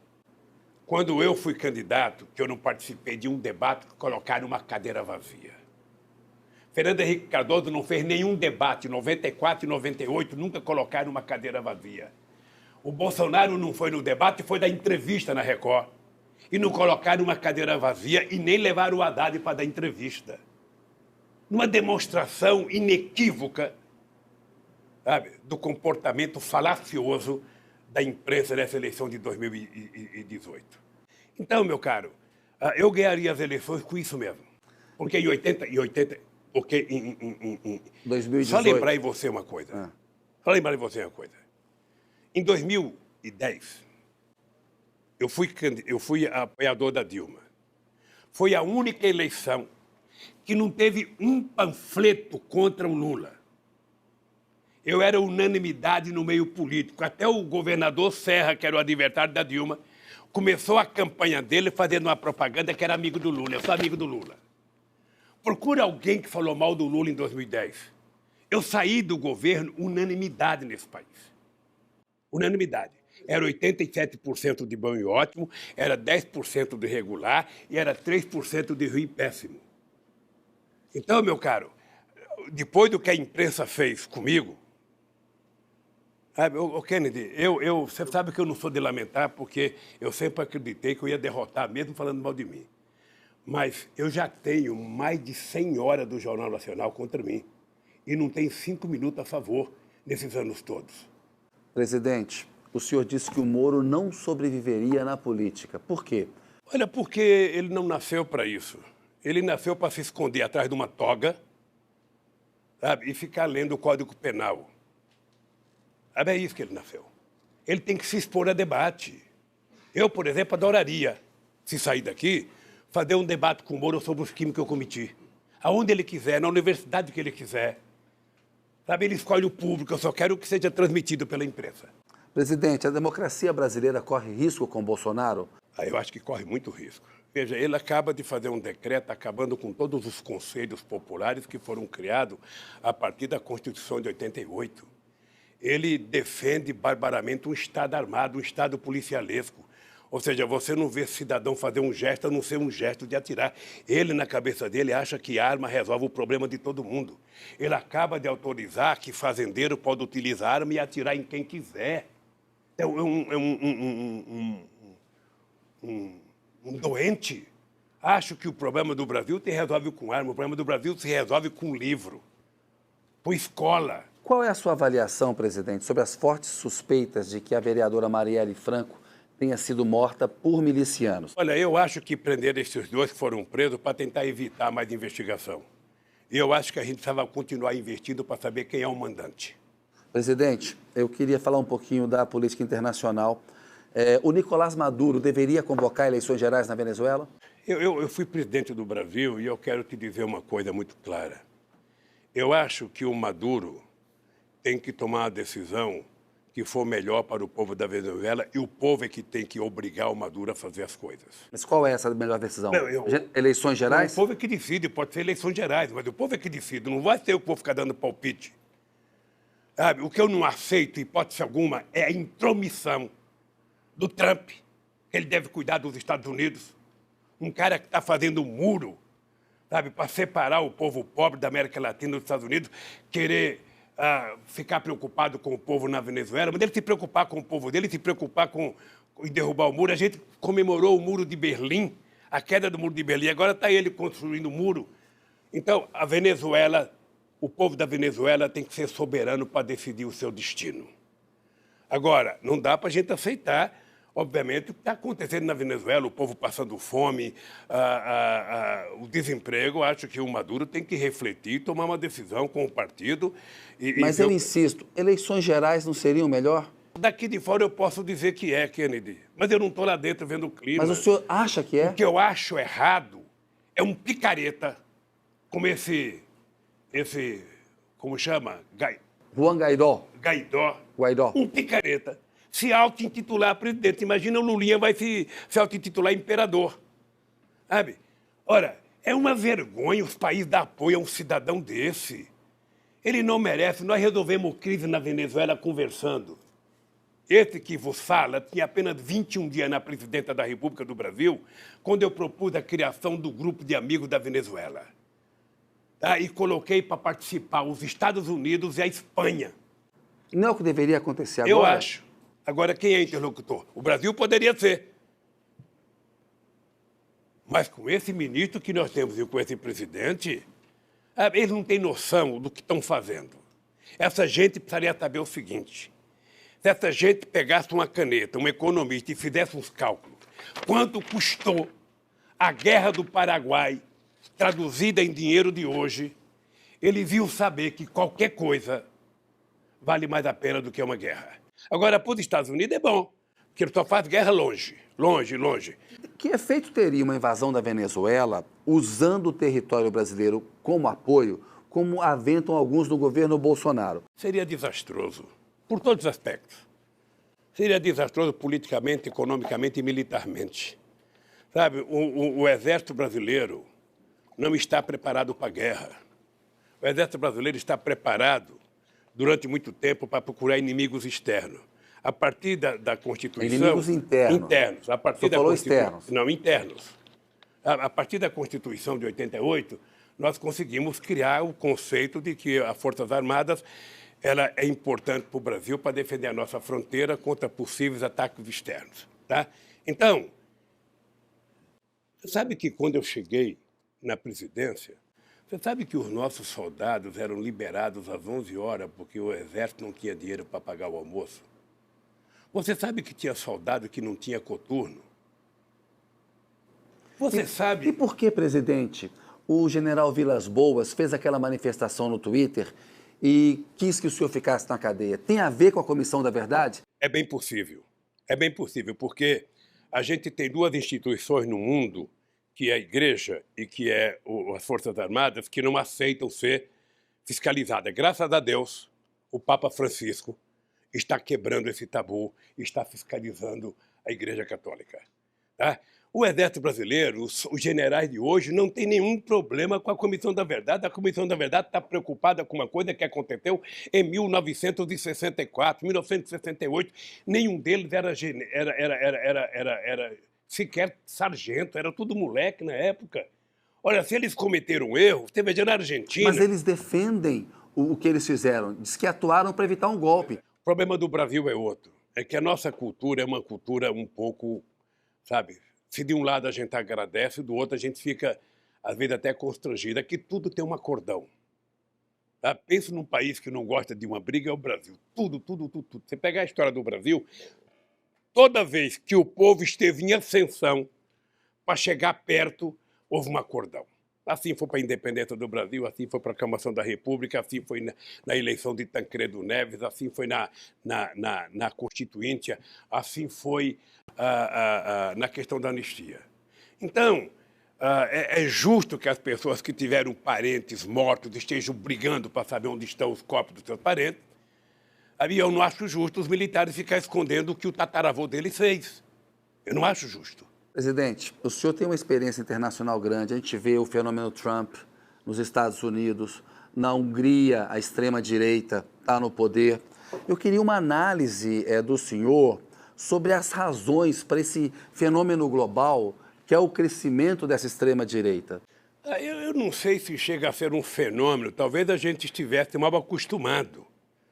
Mas vamos pegar o grande fenômeno de 1980, com a eleição do Riga e com a eleição da Margaret Thatcher, que implantaram a chamada globalização. Ali foi uma coisa muito forte. Você tinha o Riga, você tinha a Margaret Thatcher, você tinha o Helmut Kohl, presidente da Alemanha, que aí era uma potência de direita governando o mundo.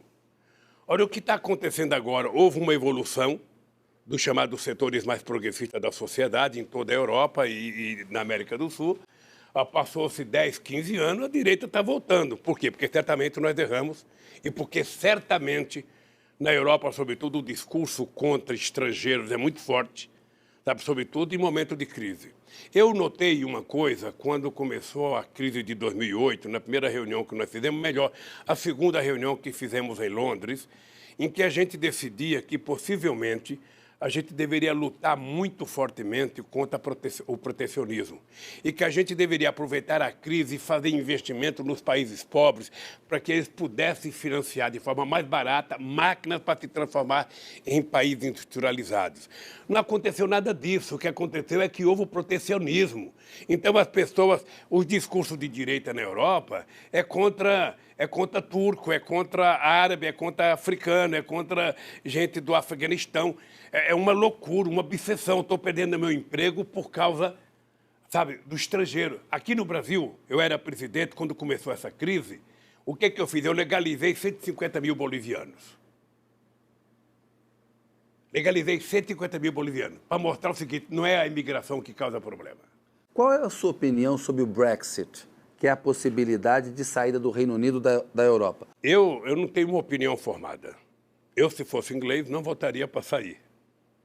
Por quê? Porque eu acho que vai ser mais difícil para a Inglaterra sobreviver, sabe? Comercialmente é importante. Tanto é verdade que eles agora estão preocupados, sabe? Mas eu acho, Kennedy, que a construção da União Europeia foi uma coisa muito forte para a democracia mundial. A construção da União Europeia foi uma coisa muito forte que deveria servir como exemplo de convivência pacífica na diversidade. Lamentavelmente, tem ajuste que precisa ser feito. E eu acho que a situação da Inglaterra é uma situação delicada internamente. Sabe? Se a Europa começar a criar confusão para produtos e exportação da Inglaterra, vai ser muito ruim. Agora, como eu não estou lá, o que eu estou dando é apenas um palpite.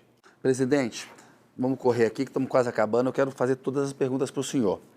Para a esquerda brasileira vencer em 2022, ela precisa se unir para ter mais chance, como a gente viu acontecer agora na Espanha?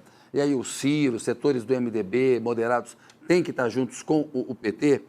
Olha, eu tenho a memória histórica porque eu participei de todas as eleições no Brasil até 2006. Eu fui candidato em 89, 94, 98, 2002, 2006.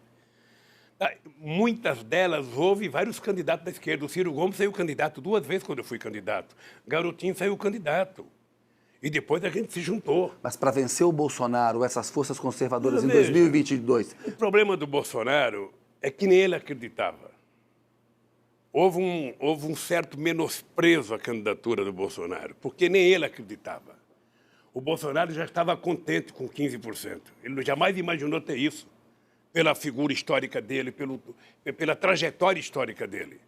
Então, se tem um cara, sabe, que ganhou sem querer, foi esse homem. Sabe? Ele ninguém acreditava nisso. Eu duvido que tenha um político experiente que acreditasse nisso.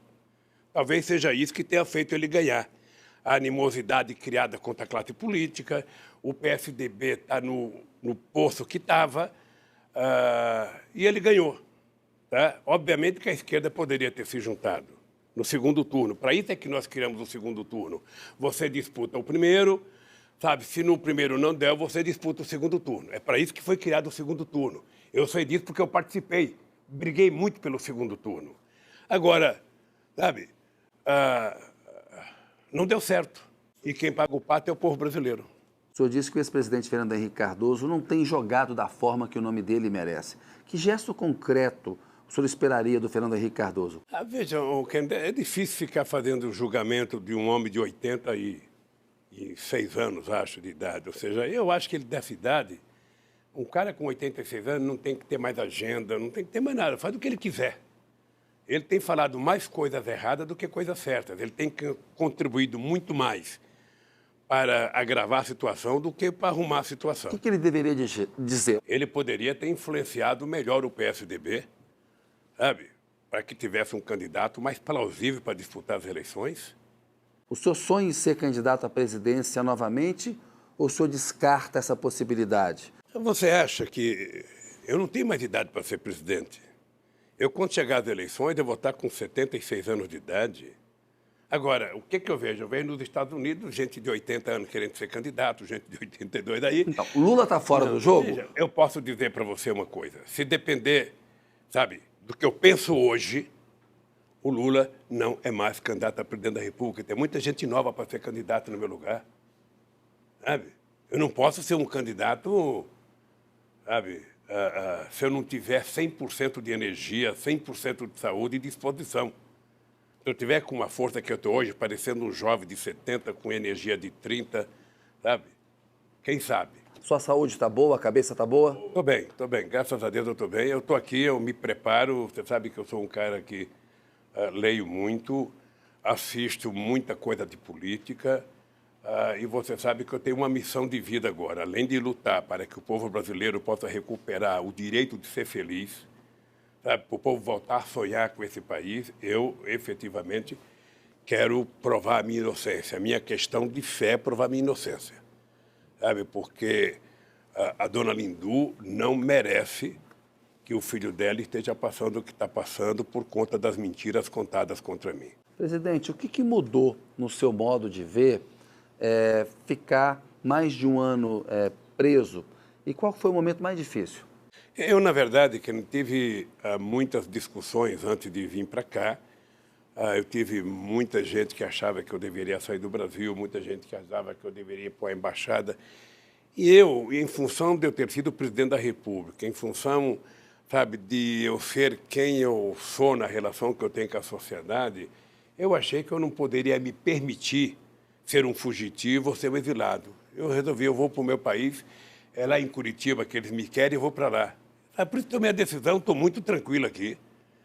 Sabe, eu te digo todo santo dia, não acredito que o Moro e que o juiz que me julgaram durmam com a consciência tranquila que eu durmo. Não acredito. Sabe, me preparo muito. Às vezes você vê eu bravo assim, mas eu não tenho ódio, não. Eu tenho muita tranquilidade, sabe, porque eu sei o que está acontecendo nesse país e vou brigar para que os setores progressistas da sociedade voltem a governar esse país. Não é possível a gente conviver com a quantidade de mentira que nós estamos convivendo. E aí envolve a questão da Venezuela. Quer dizer, veja, a questão da Venezuela nós resolvemos, ou seja, você pode... Coloca os países da América do Sul para resolver. Olha, imagina se você é presidente do Brasil e eu me proclamo candidato a presidente da República. E aí eu começo a chamar gente para ir para a rua protestar contra você. Aí eu vou tentar convencer militares a dar um golpe em você. Mas a Venezuela não virou uma ditadura? O Maduro mudou a Suprema Corte, reprime a população. Como é que foi as eleições do ano passado? Há acusações de fraude. Ele ganhou e teve, como é que fala, olheiro estrangeiro. Na época não houve nenhuma denúncia de corrupção. Esse ano é que começou a denúncia de corrupção. Quem é que governa o Congresso? É a oposição. O senhor acha que o Maduro consegue ficar no poder até 2024? Eu não acho que ele deva ficar. Sabe? Eu acho que o PT precisa compreender isso. Quer dizer, o Maduro precisa governar a Venezuela atendendo os interesses do povo da Venezuela. Sabe? Você não pode conviver com uma inflação de 1 milhão%. Você não pode conviver com uma inflação, com um país sem abastecimento. Isso eu discutia no tempo que o Chaves era vivo. Sabe? Agora, não dá para a gente adotar como política de que se tal país não está bem, eu vou lá e invado. Se tal país não está bem, eu vou lá e invado. Se tal país não está bem... Olha, que história que é essa? É preciso que a gente respeite a autodeterminação de cada cidadão. Presidente, quantos livros o senhor leu na prisão e qual o livro mais impressionou o senhor? Eu li muitos livros, eu não lembro quantos agora, mas eu li mais muito. De 40? Posso te dizer que eu li mais do que eu li na vida inteira. Tá? Eu te digo que um livro que me impressionou pelo que estamos vivendo hoje no mundo foi esse do petróleo. Sabe? Esse livro, ele me impactou profundamente. Sabe? Presidente, netos do senhor sofrem bullying na escola, filhos do senhor e o senhor são atacados nas redes sociais. Eu gostaria de saber o que o senhor tem a dizer para essas pessoas que odeiam o senhor e desejam tanto mal ao senhor.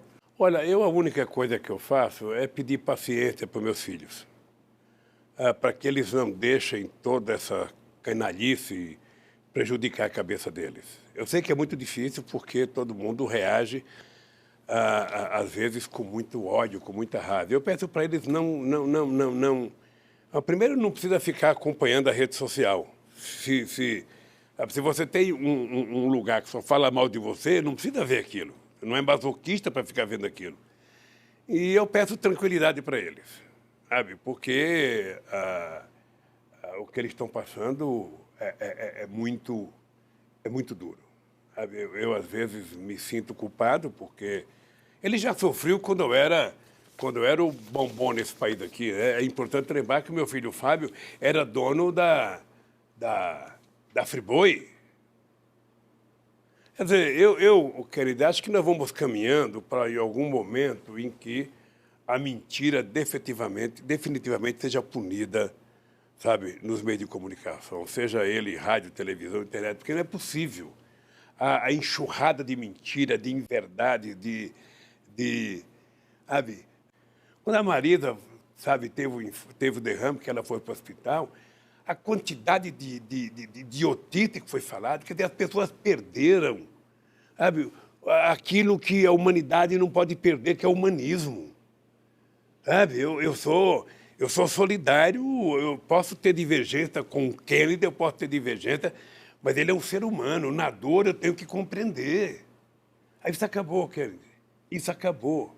Como é que o Brasil vai sair disso? O Brasil vai sair disso, Kennedy, quando ele tiver um governo que governe para todos, que converse com todos e que, sabe, tenha palavras de bom senso para o país. Eu tenho em mente aquilo que eu fazia no Brasil como presidente da República. Eu duvido que você encontre um empresário, que você encontre um trabalhador, que você encontre um usineiro, alguém que foi ofendido por mim. Duvido. Se tem uma coisa que eu aprendi com a baixa formação intelectual que eu tenho, é respeito.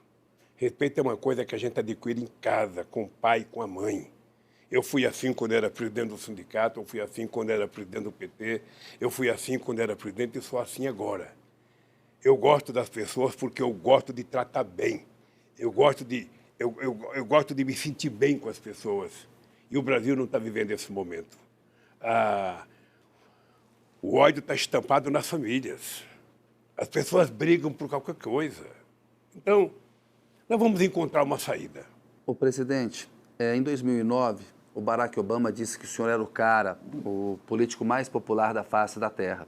Então, o senhor viveu o auge político, né? O Brasil tinha projeção geopolítica internacional. Aí depois tem todo esse processo de queda. E o senhor está dando hoje uma entrevista, né? Preso, né? Como é que o senhor trabalha isso na sua cabeça? Olha, primeiro, eu jamais imaginei estar aqui onde estou. Eu jamais imaginei, pela minha conduta política, ter um processo contra mim. Jamais imaginei. O que aconteceu comigo foi uma coisa que eu acredito que era inesperado. Depois do impeachment, eu comecei a meditar de que o impeachment ia tirar Dilma, mas não poderia permitir que eu voltasse. Porque se estava por detrás disso a questão da soberania nacional, veja, porque eu não sou um cara que fico imaginando conspiração o dia inteiro, mas veja, historicamente os Estados Unidos nunca aceitou que o Brasil fosse protagonista internacional. Se você pegar as Forças Armadas da Argentina até a Venezuela, você vai perceber que todos os cursos nas Forças Armadas desses países é que o Brasil é o inimigo, o Brasil é o perigo, é preciso evitar o Brasil. Isso sempre foi assim. Dado por quem? Orientação dada por quem? Pelos americanos. O Chaves era professor na Escola Superior de Guerra da Venezuela, e a orientação dele era que o Brasil era o inimigo, cuidado com o Brasil, cuidado com o Brasil. Ora, quando nós chegamos à presidência, eu queria mudar isso. Eu queria que o Brasil fosse visto como um parceiro necessário para ajudar no desenvolvimento desses países. Eu achava que o Brasil tinha que ajudar o desenvolvimento da África pela dívida histórica que o Brasil tem com os africanos. Sabe? Eu achava que era preciso. Por isso fiz tanta viagem, levei tantos empresários. Você está lembrado que eu fui da primeira reunião lá no Congresso Nacional entre o mundo árabe e a América do Sul. E inventaram que era uma coisa contra Israel. Eu não tenho nada contra Israel. Quero que o povo de Israel viva a sua vida e quero que eles deixem os palestinos viver a vida deles. Então, Kennedy, eu acho que isso incomodou muito, sobretudo esse governo americano que está aí. Incomodou porque o Brasil vira protagonista, o Brasil se mete em tudo, o Brasil quer resolver problema de paz da Bolívia. Eles nunca gostaram do Brasil porque quando a Bolívia e o Brasil fizeram o começo da guerra pelo território do Acre, os americanos estavam no Rio Acre com um navio defendendo a Bolívia, não era defendendo o Brasil. Sabe, então é aquele negócio de Maquiavel, dividir para reinar. Sabe, colocar todos contra o Brasil. E aí quando pega um presidente medíocre como o nosso, sabe, que deveria pegar um telefone, deveria fazer uma viagem à Venezuela, ter conversado, tentado ajudar a encontrar uma solução. Sabe? Não, fica instigando, sabe? O senhor disse que o vice-presidente Mourão é o maior inimigo do Bolsonaro e o Bolsonaro tem uma relação ruim com o Congresso. O Bolsonaro corre risco de sofrer um impeachment? Olha, eu não sou obrigado a ter opinião sobre tudo, né? Porque, sabe, quem tem opinião sobre tudo e dá opinião, às vezes comete um erro imenso. Eu acho que o povo brasileiro elegeu o Bolsonaro, não importa o jeito que faz as eleições. Tá? Eu só espero que o povo fique atento para exigir dele a governança em benefício do Brasil. Quando eu me preocupo, por exemplo, com a soberania nacional, Kennedy, eu me preocupo não é apenas com as fronteiras do Brasil, sabe? A fronteira seca e a fronteira marítima. Eu me preocupo com o que tem de riqueza nesse país, desde o ecossistema, a biodiversidade, as riquezas minerais, a qualidade de vida do povo, a educação do povo. É isso que a gente tem que se preocupar. Isso faz parte do patrimônio soberano de uma nação. Então, se o Brasil quiser ser respeitado, o Brasil precisa cuidar de si. Não é com discurso, é com prática. Então, o seu Bolsonaro, ao invés de ficar, sabe, falando bobagem, ele deveria falar o seguinte: eu vou terminar esse mandato aqui sendo melhor do que o Lula, eu vou fazer mais universidade, eu vou investir mais em ciência e tecnologia, eu vou colocar mais criança na escola, eu vou fazer mais casa. Era isso que deveria disputar. Mas ele está cortando o dinheiro das universidades. Está cortando da universidade, está cortando de ciência e tecnologia. E agora vai cortar, não, agora vamos estuprar o povo brasileiro tirando 1 trilhão. Mas não é importante fazer a reforma da Previdência? O senhor fez. Depende que reforma. Você tem que ter uma discussão séria com a sociedade brasileira. Tá? Então vamos dizer o seguinte, quanto é que custa as Forças Armadas para a aposentadoria nesse país? Quanto é que custa o setor público federal? E aí você começa a mexer, porque o que não pode é pegar os velhinhos que trabalham e que pagaram para pagar o preço. Mas não é importante ter uma idade Não, mínima? é importante fazer uma discussão, é importante ter idade, tudo é importante. Tudo é A importante. idade mínima é importante. Tudo é importante se você fizer uma discussão séria com a sociedade. E quem é a sociedade? Os trabalhadores que pagam. Você quer mudar o sistema do setor público? Reúne o pessoal para discutir. Obviamente que vários setores não pagam aquilo que recebem. Então, é preciso discutir. Você está lembrado que eu fiz a primeira reforma no setor público. Pois é, mas agora o Brasil tem um problema fiscal, presidente. Que não tem é que por fazer a conta reforma disso. da Previdência. Eu vou lhe falar, é por conta do desemprego. Em 2014, a Previdência era superavitária. O que quer dizer? É só você pegar os dados.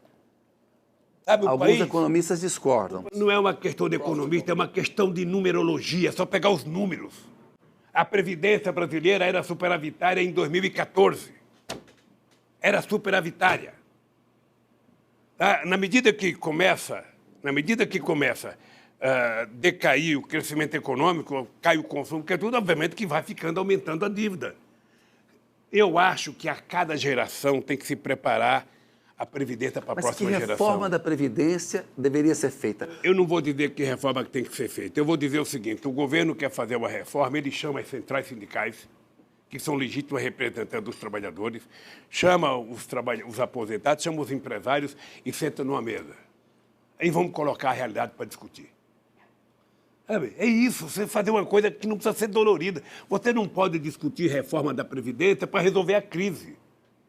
Você discute a reforma da Previdência para discutir a melhoria dos aposentados. Porque o que eles estão fazendo não é reforma, é estupro. É destruição. É demolição.